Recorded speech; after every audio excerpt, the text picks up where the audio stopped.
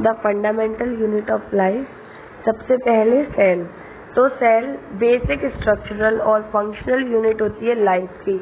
अब स्ट्रक्चरल और functional unit का मतलब है, अब लाइफ क्या होता है? लाइफ मतलब लिविंग ऑर्गेनिज्म।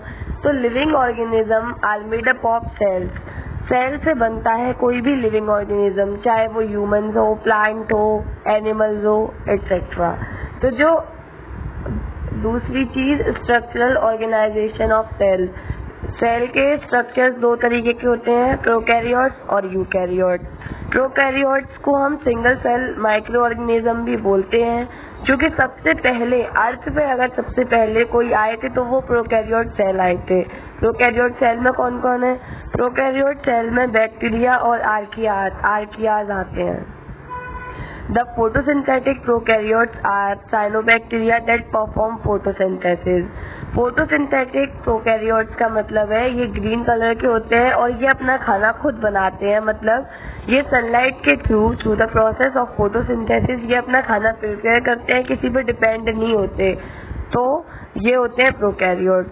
और प्रोकैरियोट सेल जो होती है वो एक सिंगल सेल होती है, there of all the reaction occur within the cytoplasm. मतलब उनका प्रोकैरियोट में वेल डिजाइन न्यूक्लियस नहीं होता, कोई एकदम टफ रिजिड मेम्ब्रेन नहीं होती, बस एक सिंपल सी सेल होती है, उसके अंदर एक न्यूक्लियोलस नाम का एक ऑर्गन या ऑर्गेनेली होता है जो सारे फंक्शन उनके करता है। मतलब कोई टिपिकल सेल नहीं होती, इसमें कुछ नहीं होता। जो भी प्रोसेस उनकी चलनी है रेस्पिरेशन की, डाइजेशन की, वो विद इन द साइटोप्लाज्म में चलती है। साइटोप्लाज्म में क्या होता है मैं अभी आगे समझाती हूँ इसी में। ये हो गई प्रोकैरियोट सेल। अब दूसरी होती है यूकैरियोट सेल। तो यूकैरियोट सेल क्या होता है? ये एक highly designed multicellular cells, multicellular भी बोल सकते हैं यूकैरियोट्स को। और इनमें न्यूक्लियस होता है जो कि न्यूक्लियर मेम्ब्रेन से कवर होता है। देखो प्रोकैरियोट्स में कुछ भी ऐसा नहीं होता कि न्यूक्लियस हो, न्यूक्लियर मेम्ब्रेन से कवर हो।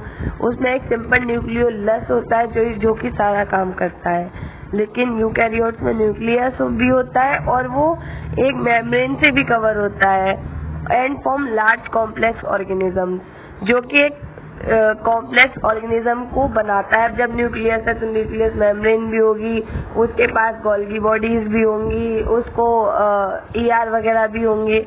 ये सारे जो भी सेल ऑर्गेनेलीज है मैं अभी आगे समझाऊंगी इसी चैप्टर में। अब यूकैरियोट्स कौन कौन से होते हैं? Protozoa, fungi, plants and animals all have eukaryotic cells. अब मतलब क्या है? अब हम ये बोल रहे हैं कि प्रोटोजोआ, फंजाई और एनिमल्स में यूकैरियोटिक सेल होती है। इसका मतलब इनकी जो सेल होती है वो हाईली डिजाइंड होती है, वो कॉम्प्लिकेटेड सेल होती है। This helps them grow many times larger than prokaryote cell. अब जाहिर सी बात है प्रोकैरियोट्स में क्या है? कुछ भी नहीं है, वो सिंपल से है। तो उनकी मल्टीप्लाई होने की कैपेसिटी या उनकी ग्रो करने की जो कैपेसिटी होगी वो यूकैरियोट से कम ही होगी। ठीक है। अब इसके बाद हम पढ़ेंगे cell structure in eukaryote cell में। यूकैरियोट सेल्स में सेल स्ट्रक्चर कैसा होता है? तो यूकैरियोटिक सेल है मोस्ट वेल डिफाइंड स्ट्रक्चर, जो कि मैंने बताया उनका एक वेल डिफाइंड स्ट्रक्चर होता है। इनमें सेल मेम्ब्रेन भी होगी, जो कि सेल मेम्ब्रेन क्या करती है? ऑर्गेनेलीज को बाउंड करती है अपने चारों तरफ। और एक यूकैरियोट्स में वेल डिफाइंड न्यूक्लियस भी होता है। The nucleus has its own membrane called nuclear membrane. तो देखो प्रोकैरियोट्स में सिर्फ दो ही चीज थी। अगर हम प्रोकैरियोट सेल के बारे में पढ़ेंगे तो हम क्या पढ़ेंगे? एक उनकी सेल मेम्ब्रेन है और उसके अंदर एक न्यूक्लियोलस है, बस। और उन दोनों के बीच में सेल मेम्ब्रेन और न्यूक्लियोलस के बीच में एक फ्लूइड भरा होगा जो होगा साइटोप्लाज्म, बस। उसके बारे में इतना ही है। हम चाहे डाइजेशन प्रोसेस करें, चाहे रेस्पिरेशन करें, प्रोकैरियोट्स में वो विद इन साइटोप्लाज्म ही होगा। लेकिन जहाँ यूकैरियोट्स की बात होगी, यूकैरियोट्स के पास न्यूक्लियस भी है, न्यूक्लियस के ऊपर एक मेम्ब्रेन है जो न्यूक्लियर मेम्ब्रेन होती है। उनके पास भी साइटोप्लाज्म होगा, उसमें भी फ्लूइड होता है, लेकिन न्यूक्लियर मेम्ब्रेन के बाउंड में ऑर्गेनेलीज होते हैं जिनका भी हमने नाम नहीं बताया, आगे जाके बताएंगे। ठीक है, ये सब होता है यूकैरियोटिक सेल में। अब ये हमने पढ़ लिया कि हमने दो बार डिस्कस करा कि सेल मेम्ब्रेन है क्या। तो सेल मेम्ब्रेन एक आउटर कवरिंग होती है सेल की, चाहे प्रोकैरियोट सेल हो, यूकैरियोट सेल हो। जो बाहर की जो मेम्ब्रेन है, जो एक बैरियर बनाएगी सराउंडिंग इनर और आउटर को डिफरेंशिएट करेगी वो होती है cell membrane. It is made up of phospholipid bilayer membrane. तो कोई पूछे कि सेल मेम्ब्रेन किससे बनी होती है तो हम कहेंगे सेल मेम्ब्रेन फॉस्फोलिपिड बाइलेयर से बनी होती है, मतलब फॉस्फेट और लिपिड की डबल लेयर होती है उसमें। और ये it is selectively permeable in nature. Selectively permeable का क्या मीन्स होता है? सिलेक्टिवली परमिएबल का मीन्स होता है कि वो सिर्फ चुनिंदा चीजों को ही अंदर भेजेगी, मतलब उसका मन करेगा वो उन चीज को एक्सेप्ट करेगी और आउटर मेम्ब्रेन से, आउटर सराउंडिंग से इनर सराउंडिंग में एंटर करने देगी, उसे कहते हैं selectively permeable. The structure of cell membrane is best described by fluid mosaic model. तो सेल मेम्ब्रेन का स्ट्रक्चर सबसे अच्छा डिफाइन किया गया है फ्लूइड मोज़ेक मॉडल से। ये एक मॉडल है जो इस चैप्टर में नहीं है बट इसको आगे पढ़ेंगे। चलो आगे अब डिफ्यूजन क्या होता है। तो डिफ्यूजन एक प्रोसेस होती है, वो क्या होता है, इसमें मूवमेंट होता है मॉलिक्यूल्स का from a region of higher concentration to the region of their lower concentration, इसे डिफ्यूजन बोलते हैं। फॉर एग्जांपल चीनी बाहर की तरफ, पानी, तुम्हारे पास एक ग्लास है, ग्लास में चीनी का घोल है, मतलब चीनी घुली हुई है। तो चलो ये एग्जाम्पल ऑस्मोसिस का हो जाएगा, इसमें ही फिट नहीं बैठेगा। अभी तुम इधर यही समझो कि डिफ्यूजन क्या है। डिफ्यूजन वो मूवमेंट है मॉलिक्यूल्स की जो हायर कंसंट्रेशन से लोअर कंसंट्रेशन की तरफ मूव करते हैं, रीजन की तरफ, यही होती है डिफ्यूजन। तो डिफ्यूजन क्या है? The movement of the molecules from higher concentration to lower concentration, बस। उसके बाद अब तीन तरह के सॉल्यूशंस, आइसोटोनिक, हाइपोटोनिक और हाइपरटोनिक। ये सॉल्यूशंस है क्या? आइसोटोनिक सॉल्यूशंस वो सॉल्यूशंस होते हैं जिनमें सॉल्यूट और pH concentration surrounding body fluid और the cytoplasm within same होती है। मतलब चाहे वो सॉल्यूट की पीएच हो और कंसंट्रेशन हो, चाहे सॉल्वेंट की हो, मतलब आउटर और इनर का उनका जो भी एनवायरनमेंट होगा उनमें जो भी कंसंट्रेशन होगी वो सेम होगी। तो उनमें जो मूवमेंट होगी वो होगी ही नहीं, क्योंकि ना हायर कंसंट्रेशन और लोअर कंसंट्रेशन का मैटर ही नहीं है। तो जो सॉल्यूशन में जो पार्टिकल्स हैं वो मूव ही नहीं कर पाएंगे। तो आइसोटोनिक सॉल्यूशंस होता है which have same solute and pH concentration as the surrounding body fluid और द साइटोप्लाज्म। जो सराउंडिंग बॉडी फ्लूइड है, मतलब कि कोई सेल है, उसके बाहर का क्या बात। अब किशमिश ले लो, किशमिश को तुम पानी में ओवरनाइट के लिए भिगा दो तो सुबह देखोगे तो किशमिश क्या हो जाती है? फूल जाती है, क्योंकि उसके अंदर प्रोसेस हो जाती है ऑस्मोसिस। क्यों होती है? किशमिश के अंदर का वातावरण कैसा है? सूखा हुआ है, उसके अंदर मॉइस्चर की कमी है, लेकिन बाहर पानी इतना सारा है जिसमें वो किशमिश डूबी हुई है, वहाँ तो मॉइस्चर ही मॉइस्चर है। तो क्या हुआ, वहाँ पे हायर कंसंट्रेशन से लोअर कंसंट्रेशन की तरफ पार्टिकल्स मूव करके उन्होंने किशमिश को फैला दिया। तो वो कौन सा है? वो आइसोटोनिक सॉल्यूशन नहीं होगा, क्योंकि उसमें सॉल्यूट की विद इन द सेल और आउटर द सेल वातावरण एक नहीं है, तो वो आइसोटोनिक सॉल्यूशन नहीं है। अब हाइपोटोनिक सॉल्यूशंस क्या होता है? जो किशमिश है ना, वो हाइपोटोनिक सॉल्यूशन का एग्जांपल है। तो hypotonic solutions contain lesser amount of solute concentration compared to surrounding fluid and can force the cell to rupture due to excess input of water into the cell. तो water वही cell में हो जाएगा, rupture हो जाएगी। अब किशमिश है, एक लिमिट तक ही तो पानी को एब्जॉर्ब कर पाएगी। अगर तुम उसे एक रात से ज्यादा उसमें भिगाए रखो तो तुम देखोगे कि वो किशमिश क्या होगी?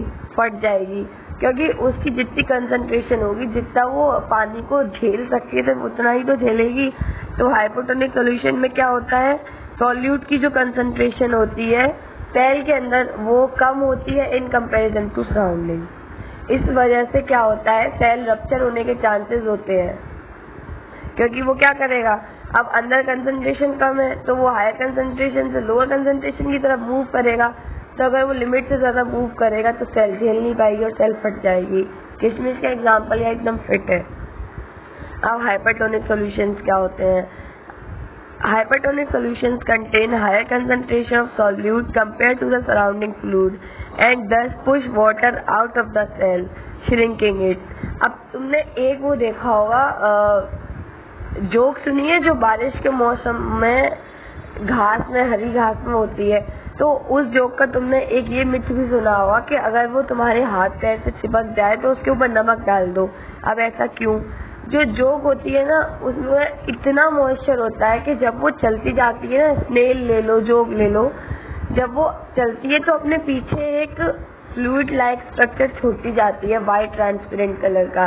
तो उसमें क्या होता है, उसकी सेल के अंदर बहुत सारी मॉइस्चर कंटेंट होती है। जैसे हम उसके ऊपर नमक डालते हैं, नमक में क्या है, मॉइस्चर कंटेंट कम है, तो वो शेल को श्रिंक कर देगी। तो इसे याद रखना, हाइपो मतलब किशमिश, हाइपो से याद रखना किशमिश का कि वो सेल को फुलाएगी, क्योंकि किशमिश के अंदर का वातावरण मतलब कि सराउंडिंग में मॉइस्चर कम है। तो वहीं से याद रखना कि किशमिश मतलब हाइपोटोनिक और वो जोक या स्नेल मतलब हाइपरटोनिक। हाइपर मीन टुकड़ा हुआ, हाइपो ओ मीन फूला हुआ। इस लिंक को याद रखना, हमेशा याद रहेगा, हाइपो और हाइपर। अब उसके बाद सेल वॉल क्या होती है? सेल वॉल जो होती है वो प्लांट सेल में प्रेजेंट होती है, एनिमल सेल में नहीं होती है। तो जो plant cells are different from animals, बस प्लांट सेल एनिमल सेल से डिफरेंट सिर्फ सेल वॉल की वजह से ही होते हैं। तो what make the plant cell different from animal cell? इसका एकदम सटीक आंसर है सेल वॉल, क्योंकि सेल वॉल प्लांट्स में है, एनिमल्स में नहीं है, और सेल वॉल सेल्यूलोज से बनी होती है। तो cell wall are made up of cellulose. ये रिजिड स्ट्रक्चर होता है, कठोर होता है, जो कि किसी भी वेयर एंड टेयर से प्लांट सेल को प्रोटेक्ट करता है। उसके बाद सेल ऑर्गेनेलीज। सेल ऑर्गेनेलीज का मतलब है कि सेल के अंदर कौन कौन से ऑर्गन्स पाए जाते हैं। तो सबसे पहले एंडोसाइटोसिस। एंडोसाइटोसिस क्या होता है? ये प्रोकैरियोट्स में पाई जाती है, और इसमें क्या होता है, endocytosis is the invagination of cell membrane followed by pinching of forming a membrane bound vesicles. This is commonly seen in amoeba. अब amoeba क्या है? प्रोकैरियोट्स। तो जो एंडोसाइटोसिस होता है वो सिर्फ अमीबा में प्रेजेंट होता है, मतलब प्रोकैरियोट्स में प्रेजेंट होता है। ये क्या करता है कि ये बाहर कोई भी चीज है उसको इनटेक करने के लिए, सेल के अंदर लाने के लिए ऐसे स्ट्रक्चर्स बनाता है कि वो अंदर की तरफ पुश करता है।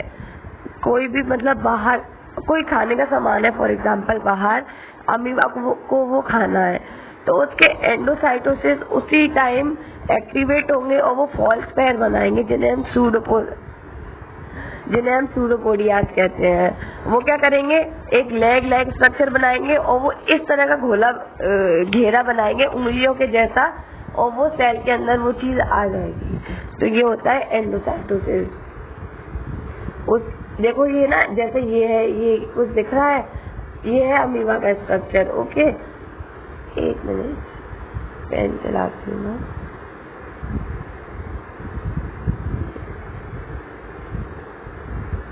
एरो से समझ लो, ये है अमीबा। तो इस तरीके के दो फिंगर लाइक स्ट्रक्चर बनेंगे, और यहाँ अगर फूड होगा, ये फूड है, तो ये फिंगर लाइक स्ट्रक्चर इसको इस तरीके से कवर कर लेंगे, तो धीरे धीरे वो एक जैसा हो जाएगा, फूड सेल के अंदर आ जाएगा। ये होता है, ठीक है। अब उसके बाद हम पढ़ेंगे न्यूक्लियस इन सेल। न्यूक्लियस क्या होता है?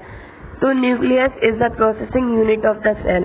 प्रोसेसिंग मतलब कोई भी प्रोसेसिंग जो करेगा वो न्यूक्लियस करेगा, चाहे वो किसी भी चीज को आइडेंटिफाई करना हो, खाने को बचाना हो, वो न्यूक्लियस होता ही क्या है? सेल को जिंदा रखने वाली चीज न्यूक्लियस है, ठीक है। और ये it is double membrane bound organelles which contain in genetic material for inheritance. Nucleus carry करता है डीएनए को, आरएनए को। अब डीएनए क्या है? डीएनए जो होता है वो जेनेटिक मटेरियल होता है, मतलब एक पीढ़ी से दूसरी पीढ़ी में कौन कौन से लक्षण जाएंगे, वो कैसा होगा दिखने में, क्या होगा, वो डीएनए पर ही बेस होता है। तो न्यूक्लियस डीएनए को कैरी करता है, और न्यूक्लियस प्रोसेसिंग यूनिट होता है सेल का।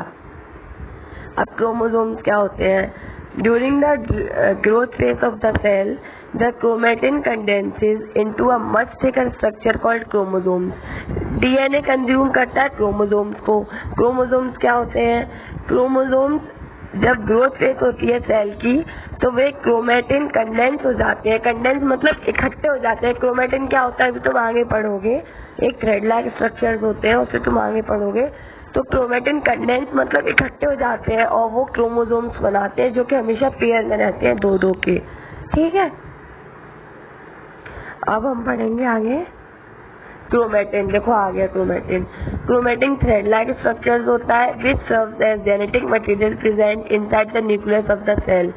तो क्रोमेटिन जेनेटिक मटेरियल ही कहते हैं, मतलब क्रोमेटिन एक थ्रेड लाइक स्ट्रक्चर्स होता है जिसपे जो which serves as genetic material, मतलब वो एक जेनेटिक मटेरियल की तरह एक पीढ़ी से दूसरी पीढ़ी में सर्व होता है, मतलब ट्रांसफर होता है, और ये न्यूक्लियस के अंदर होता है। It is made of DNA and protein molecules. तो क्रोमेटिन किससे बना होता है? क्रोमेटिन डीएनए और प्रोटीन मॉलिक्यूल से बना होता है। The DNA contains the hereditary information needed for the structure and function of the organism. अब हेरिडिटरी इंफॉर्मेशन का मतलब क्या है? हेरिडिटरी का मतलब है वंशज। एक पीढ़ी से दूसरी पीढ़ी में कौन कौन सी आदतें जाएंगी, कौन से गुण जाएंगे, ये सब डीएनए पर ही डिपेंड करता है। तो अब क्या है? सबसे पहले न्यूक्लियस है, न्यूक्लियस के अंदर डीएनए है, और डीएनए न्यूक्लियस के अंदर ही क्रोमोसोम है। क्रोमोसोम क्या है? पेयर में रहते हैं, जो कि बनते हैं क्रोमेटिन से। अब क्रोमेटिन क्या है? थ्रेड लाइक स्ट्रक्चर है जो कि ठंडा और इकट्ठा होने पर क्रोमोसोम बनता है। ठीक। अब साइटोप्लाज्म। तो साइटोप्लाज्म क्या है? साइटोप्लाज्म एक फ्लूइड है जो सेल के अंदर, प्रोकैरियोट सेल हो यूकैरियोट सेल हो, साइटोप्लाज्म मिलेगा ही मिलेगा। साइटोप्लाज्म एक फ्लूइड होता है जिसके अंदर सारे ऑर्गेनेल्स बहते हैं। मतलब अब सेल को कनेक्ट करने के लिए न्यूक्लियस से कुछ तो होना चाहिए ना, तो उसमें एक फ्लूइड होता है जिसको हम साइटोप्लाज्म कहते हैं। It gives the structure to the cell and houses different organelles of the cell. और ये डिफरेंट ऑर्गेनेल्स का हाउस होता है। अब एक फ्लूइड होगा जिसके अंदर वो बहेंगे, इधर से उधर ट्रांसफर हो सकेंगे। तो जो साइटोप्लाज्म होता है फ्लूइड होता है जो सेल के अंदर भरा होता है, और ये सेल को एक स्ट्रक्चर देता है। अब एक खाली गुब्बारा हो और एक पानी से भरा हुआ गुब्बारा हो, कौन किसकी वेल डिफाइंड शेप होगी? पानी भरे गुब्बारे की। हवा वाले गुब्बारे को तुम थोड़ा पुश करके चेंज कर सकते हो उसकी शेप को, पर पानी वाले को नहीं कर सकते। तो साइटोप्लाज्म सेल को एक शेप देता है। उसके बाद organelles. Organelles are structures present in cytoplasm of cell that can several functions of the cell. Organelles structures होते हैं जो कि साइटोप्लाज्म के अंदर होते हैं। ये सारे ऑर्गेनेल्स है, जैसे Golgi bodies, endoplasmic reticulum, mitochondria, ये डिफरेंट अपने फंक्शंस करते हैं और सेल को कैसे भी ना कैसे करके हेल्प करते हैं। अब उसके बाद एंडोप्लाज्मिक रेटिकुलम क्या होता है? ईआर। ये दो तरीके का होता है, रफ ईआर और स्मूथ ईआर। ठीक है। रफ ईआर और स्मूथ ईआर कुछ नहीं है, सिर्फ इतना है कि जो रफ ईआर होता है उस पर राइबोसोम्स उसकी लेयर पे, उसकी सरफेस पर चिपके होते हैं, जो कि उसको एक रफ स्ट्रक्चर प्रोवाइड करते हैं। स्मूथ ईआर में राइबोसोम्स नहीं चिपके होते हैं उसकी सरफेस पर। ठीक है। अब एंडोप्लाज्मिक रेटिकुलम है क्या? तो endoplasmic reticulum is a membrane-like cell organelle that plays an internal role in interpretation of genetic information present in nucleus. Nucleus के अंदर क्या इंफॉर्मेशन प्रेजेंट है उसको फेर बदल करने का काम एंडोप्लाज्मिक रेटिकुलम करता है। अभी मैं एनिमल सेल का, प्लांट सेल का जब डायग्राम समझाऊंगी ना, तब सब समझाऊंगी कि एंडोप्लाज्मिक रेटिकुलम क्या है, गोल्गी एपेटस क्या है, तो वहां से ज्यादा समझ में आएगा। अभी यहाँ से मोटा मोटा समझो। ठीक।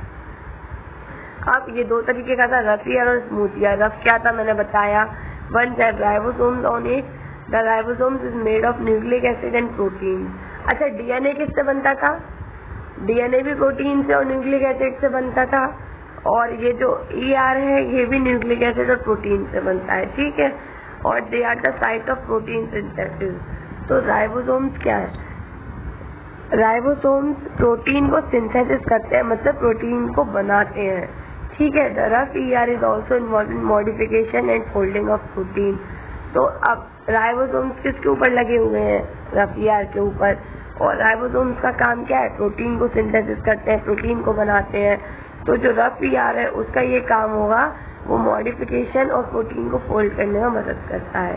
स्मूथ ईआर पर राइबोसोम्स नहीं होते, these are not involve in protein synthesis. अब जब राइबोसोम भी प्रोटीन बनाएगा और स्मूथ ईआर पे प्रोटीन राइबोसोम है ही नहीं, तो प्रोटीन बनने का कोई चांसेस ही नहीं है। They are however involved in lipid metabolism and detoxifying poisonous molecules. Detoxifying मतलब कि उनको प्योरीफाई करता है, उनकी टॉक्सिक को निकालता है स्मूथ ईआर। देखो रफ ईआर का काम है प्रोटीन सिंथेसिस करना क्योंकि राइबोसोम्स है उस पे। स्मूथ ईआर का काम है लिपिड को मेटाबोलाइज करना, लिपिड्स को बचाना। अब गोल्गी एपेरेटस क्या है? Golgi apparatus also called post office of the cell. तो post office of the cell किसे कहा जाता है? गोल्गी एपेरेटस को। They package and transport the proteins across the cytoplasm. Cytoplasm में जो प्रोटीन को ट्रांसफर करते हैं वो गोल्गी एपेरेटस, गोल्गी बॉडीज ही होते हैं। ओके। अब लाइसोसोम्स क्या है? They are referred to a suicide bags of the cells as they contain potent enzymes that can digest the cell. Lysozymes also help in defense by attacking a foreign object. अब lysosomes क्या है? देखो Golgi apparatus को post office बोलते हैं cell का, lysosomes का suicide bag बोलते हैं क्योंकि कोई भी सेल रप्चर होती है, खराब होती है, वो तुरंत उसी सेल को खा लेता है और सेल को क्लीन करने में मदद करता है। और कोई भी फॉरेन ऑब्जेक्ट एंटर करता है सेल में वो उसको भी तुरंत खा जाता है। तो सुसाइड बैग क्या है? लाइसोसोम। अब माइटोकॉन्ड्रिया क्या है? माइटोकॉन्ड्रिया को हम पावर हाउस और पावर प्लांट बोलते हैं सेल का। दे जनरेट एटीपी विया इलेक्ट्रॉन ट्रांस। एटीपी क्या है? एटीपी एडिनोसिन ट्राइफॉस्फेट है, मतलब कि ये एनर्जी प्रोवाइड करता है। अब लाइट कैसे बनती है? एनर्जी के थ्रू, तभी तो उसको पावर हाउस बोलते हैं। तो माइटोकॉन्ड्रिया एनर्जी प्रोवाइड कर दी है सेल को एटीपी की फॉर्म में, तो उसको पावर हाउस बोलते हैं सेल का। ठीक। They also have a DNA called mtDNA which makes a semi autonomous organelles. तो सेमी ऑटोनोमस ऑर्गेनेलीज कौन बनाता है? माइटोकॉन्ड्रिया, क्योंकि उसके पास डीएनए की एक फॉर्म होती है mDNA। अब प्लास्टिड क्या होते हैं? Plastid various type of plastid different. देखो प्लास्टिड डिफरेंट कलर्स के होते हैं और different cells based on pigment they contain. The chloroplast is the plastid where the photosynthesis occur. तो क्लोरोप्लास्ट में क्या होती है? फोटोसिंथेसिस। क्लोरोप्लास्ट के अंदर एक ग्रीन कलर पिगमेंट होता है जिसे हम क्लोरोफिल कहते हैं। तो क्लोरोफिल ही डिपेंड करता है फोटोसिंथेसिस करने के लिए। ग्रीन प्लांट्स में क्लोरोफिल होती है और जो कलरफुल प्लांट्स होते हैं उनमें होती है क्रोमोप्लास्ट। ओके, जो कि कलरफुल होती है। Some of the other plastid called leucoplast. देखो क्रोमोप्लास्ट और ल्यूकोप्लास्ट आ गए। तो प्लास्टिड क्या है? कलरफुल स्ट्रक्चर्स हैं, ग्रीन कलर के भी होते हैं, येलो कलर के भी होते हैं, पर्पल कलर के भी होते हैं, डिफरेंट कलर्स के भी होते हैं। ठीक है। अब वैक्यूल्स क्या है? Vacuoles are large vesicles that hold water on air in them and give structural rigidity to the cell. तो वैक्यूल्स क्या करते हैं? ये लार्ज वेसिकल्स होते हैं जो वाटर को होल्ड करके रखता है और एक स्ट्रक्चरल रिजिडिटी मतलब कि एक स्ट्रक्चर प्रोवाइड करता है, कठोरता प्रोवाइड करता है सेल को। Vacuoles are commonly found in plants. Vacuoles होता क्या है? एक लार्ज वाटर होल्डिंग बैग बोल सकते हैं इसको, जो कि पानी को होल्ड करके रखता है अपने अंदर। In animals the vacuoles are either very small और एब्सेंट। एनिमल्स में पानी होल्ड करने की इतनी जरूरत नहीं होती है, तो उनमें वैक्यूल्स या तो होता ही नहीं, होता है तो छोटा होता है। लेकिन प्लांट सेल में पानी को ऑब्जॉर्व करने की जरूरत होती है, एब्जॉर्ब करने की, सॉरी, इसीलिए प्लांट सेल्स में वैक्यूल्स बड़ा पाया जाता है। देखो ये प्लांट सेल, ये डार्क ग्रीन कलर का स्ट्रक्चर दिख रहा है सेल के बाहर, ये है तुम्हारा सेल मेम्ब्रेन। अब देखो सेल मेम्ब्रेन क्या कर रहा है? आउटर स्ट्रक्चर को, आउटर सराउंडिंग को अंदर की सराउंडिंग से बिल्कुल अलग कर रहा है ना। अगर सेल मेम्ब्रेन नहीं होती तो सेल ही नहीं होती। तो ये जो डार्क ग्रीन कलर है, सॉरी, वो सेल वॉल है। उसके बाद एक और लाइनिंग दिख रही है ना, ये वाली, ये है सेल मेम्ब्रेन। अब ये देखो, ये बड़ा सा जो दिख रहा है स्काई ब्लू कलर का, ये वैक्यूल है, क्योंकि वैक्यूल का काम क्या है? ये पानी को होल्ड करेगा, इसलिए ये स्काई ब्लू कलर का दर्शाया है। अब ये दिख रहा है, ये जहाँ ये चल रहा है माउस, ये है न्यूक्लियस। तो न्यूक्लियस के बाहर कुछ स्ट्रक्चर देख रहे हो, ये है एंडोप्लाज्मिक रेटिकुलम। ये दो तरीके का था, ER रफ, एंडोप्लाज्मिक ER मतलब रफ ER और स्मूथ ER। तो ये बिल्कुल न्यूक्लियस से चिपका होता है, क्योंकि इसका काम क्या था कि इसका इंफॉर्मेशन को ट्रांसफर करने का काम था। तो न्यूक्लियस इंफॉर्मेशन देगा, ये साइटोप्लाज्म में पहुंचाएगा। ओके, ये देखो क्लोरोप्लास्ट है जो कि प्लांट सेल्स में ग्रीन कलर का होता है। ये लाइसोसोम्स है, ये गोल्गी बॉडीज है, ये माइटोकॉन्ड्रिया है जो कि पावर हाउस होता है सेल का, ये राइबोसोम्स है। समझ आया सब? राइबोसोम क्या करेगा? प्रोटीन बनाएगा। ये एनिमल सेल है। देखो एनिमल सेल में कोई, प्लांट सेल में क्या था, देखो ये मोटी थी मेम्ब्रेन, क्योंकि ये सेल वॉल है जो मोटी होती है, हार्ड होती है, रिजिड होती है, जो फॉस्फोलिपिड की बनी होती है। लेकिन एनिमल सेल में देखो पतली सी लेयर है, क्योंकि इधर सेल वॉल नहीं होती है। ठीक है, उसके बाद क्या है, ये लाइसोसोम, इसमें भी लाइसोसोम होता है, इसमें भी न्यूक्लियस है। देखो न्यूक्लियस के बाद इसमें न्यूक्लियर मेम्ब्रेन है, इसमें वैक्यूल है पर छोटा है। इसमें भी माइटोकॉन्ड्रिया होते हैं, ये भी पावर हाउस होते हैं सेल का। ये साइटोप्लाज्म है, ये सेंट्रोसोम है। इसमें देखो इसमें भी ERS स्मूथ और रफ दोनों तक। देखो रफ पे ये चिपके राइबोसोम, और ये राइबोसोम्स अलग भी होते हैं, ये गोल्गी बॉडीज है। सब समझ में आया? चलो।